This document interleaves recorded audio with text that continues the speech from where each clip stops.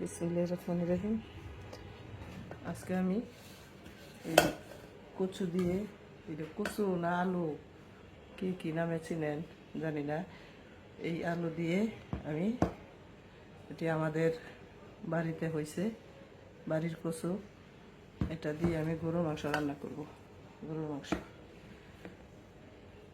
এখন গরুর মাংস রান্না করব। প্রথমে দিব, আমি একবারে মাখিয়ে বসাবো। প্রথমে দিব পেঁয়াজ, পরে এখানে আদা, রসুন আর পেঁয়াজ বাটা দিব, লবণ দিব, হলুদ, মরিচ। এখানে আমি সমস্ত মশলা, গরুর মাংসের যত মশলা আছে সব একসাথে গুঁড়া করে নিছি। এগুলো দিয়ে মাখিয়ে গরুর মাংস বসাবো। আমার এই যে ধরনের পাতিলেতে গরুর মাংসের ঝোল ভালো লাগে। এখন দিব তেল,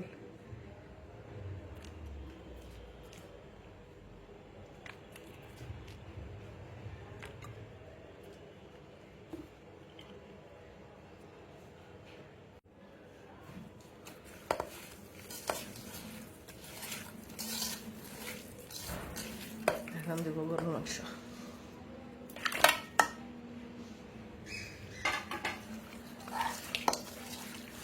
গরুর মাংস দিয়ে মাখিয়ে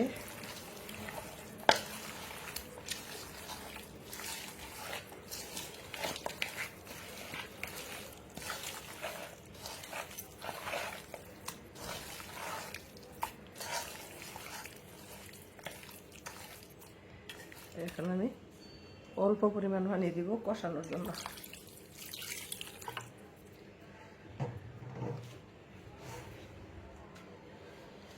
পরে কষানোর পরে আলু দিব, আলু দেওয়াটাও আপনাদেরকে দেখাবো।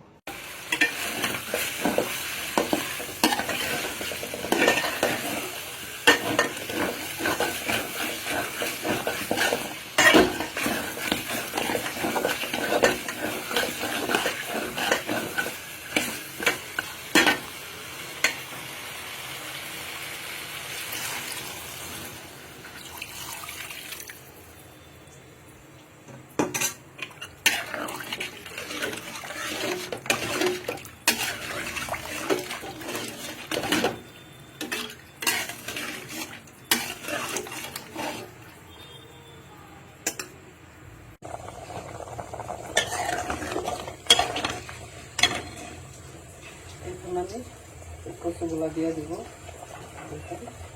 কচু দিব,